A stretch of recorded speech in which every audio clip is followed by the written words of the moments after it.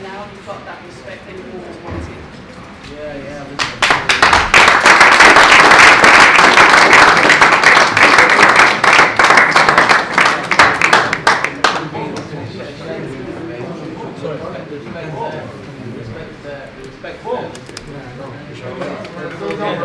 Bit quiet.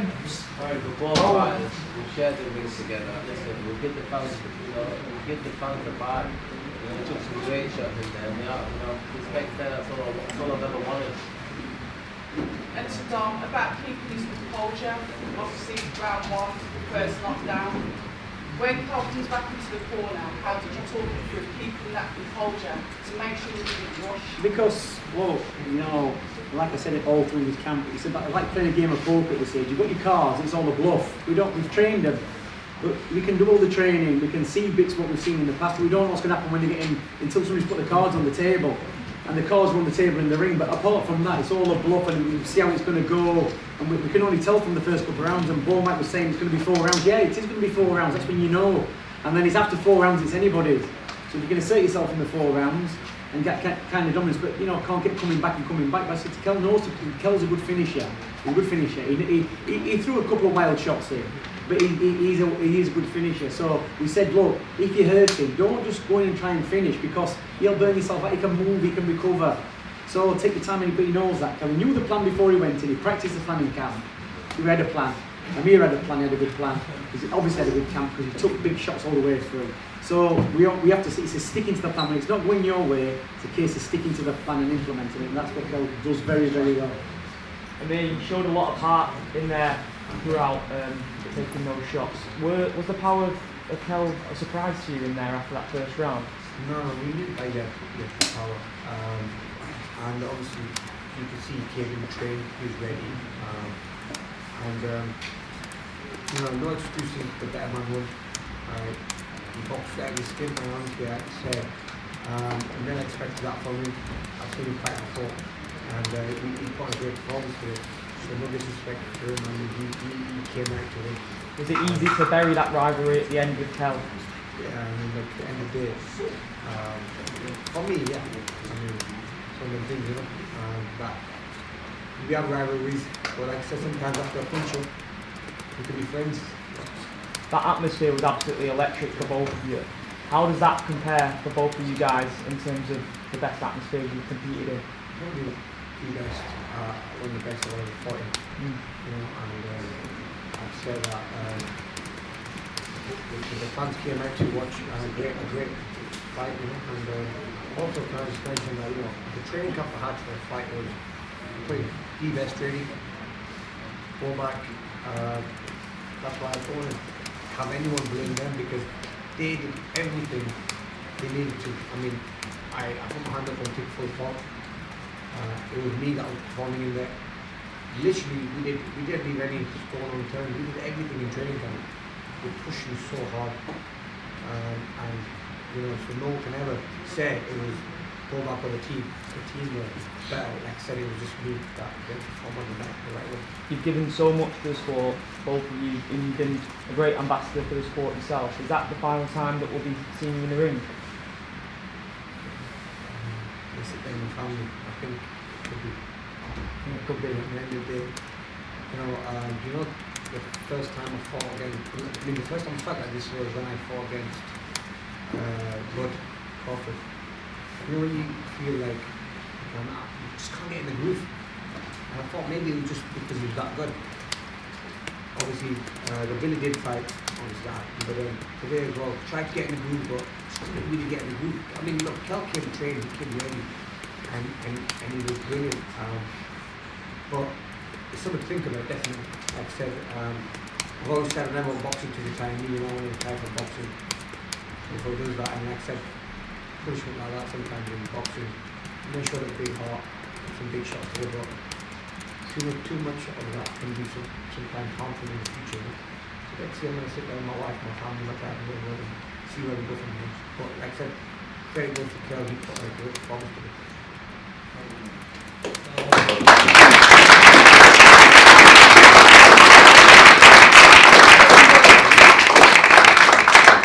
I mean, you've had to deal with people saying that you kind of chinny throughout your career, but there's a performance like that where you took some Italian shots to show that you've got incredible heart to keep going. Might not be the best taking the shots, but I mean, it's just one of the things. I've had a great career, man. Honestly, winning fights, losing fights, being knocked down, got back up. And Kell today was strong. I mean, he hit me. I was like, damn, they can hit. You know what I mean? I didn't expect that from him, especially if going for a man. But he's going to win a week. But he was very strong. I mean, I have to say thank you to Bowman for that, because if you think about the work that we did in camp, I mean, they had to be solid, they had to be strong. So did our strength conditioner. And he made sure that my leg was solid. I got hit with some big shots and I'm still standing there. But obviously, I was hurt at times. But I just got through it with maybe the conditioning. Amir, this is last fight that you had one of those fights that said, what if, and then later on they come back and Yeah, honestly, my boxing career, I've done more than I ever expected. What I've done in boxing. I mean, at the age of 17, maybe I peaked too early in my career. You know, 17 I was in the Olympics, I won world title at 21, 22. So I'm 35 now. I've been in the game a very long time. Oh man, I want to spend time with my kids and my family. You know. I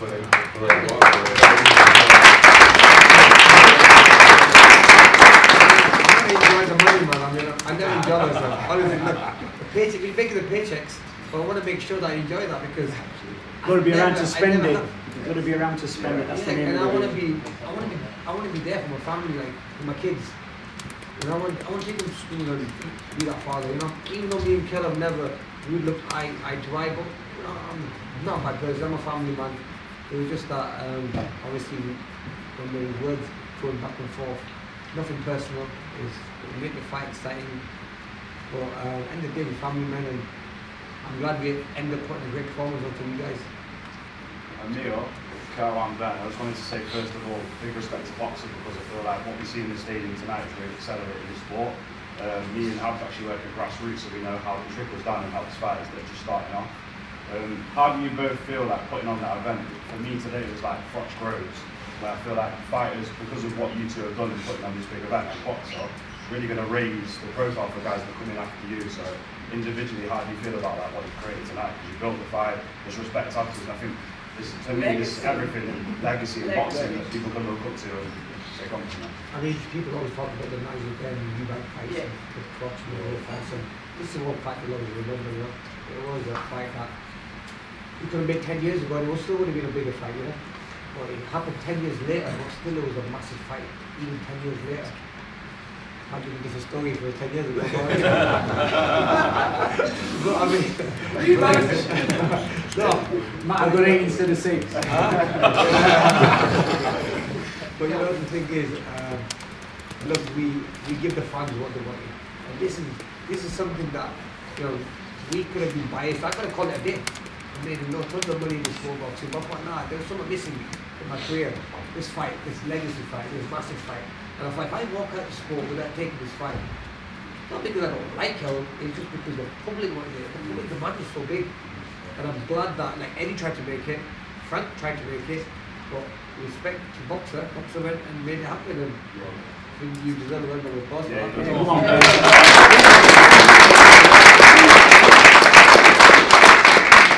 What I would say is just, you know, growing up as a boxing fan, I've said it before, this was a fight I just would dream to be involved in as a fan, so to be a promoter for it was incredible. But everyone talks about how the fighters were taking it for a payday. Believe me, these guys have enough money in the bank, they don't need any more. They did this for the fans, they genuinely did this because they knew how important it was. And I remember meeting Terry and going into his house, and the first thing he did, he took me into his garage, and up on the wall there was, it's the Boxing News 2005 article cut out, and it says better than Khan. And you know, I went to see, I've been speaking to Amir about this fight for over 12 months before we had it on so many times, and it really wasn't about money. As much as they wanted to earn, of course they do, they didn't need to take this fight, and I knew that on pro. There was so much to lose, there was little to gain other than legacy, and they did it tonight, and all we did was provide the perfect environment, which was the Manchester Arena. This was an iconic venue that needed to host this, and I'm just proud that these guys got it on, and it's amazing for British boxing, and I think we're going to have a springboard now for the next 12 months, I think, because of this fight, and hopefully more fighters will be inspired to get into the sport because of these two and what they've achieved. Yeah, well, in the heat of the build-up, Kell, you both said you wanted to retire the young man. I guess might be just a bit of bravado, but now you think you might have. Is it something you want to say? I don't know. Listen, he's had a fantastic career. And you don't want to be you don't want to be involved in them kind of fights this late on in his career. You know, he's been to America, won 2 world titles, he's been involved in some massive fights. You'll have to sit down like I have to sit down and see if we do want to carry on with the 90 days. So we'll give the fans some fantastic entertainment in that. I've loved the build up for this fight, behind the gloves, behind the ropes, got involved with drinking sweat.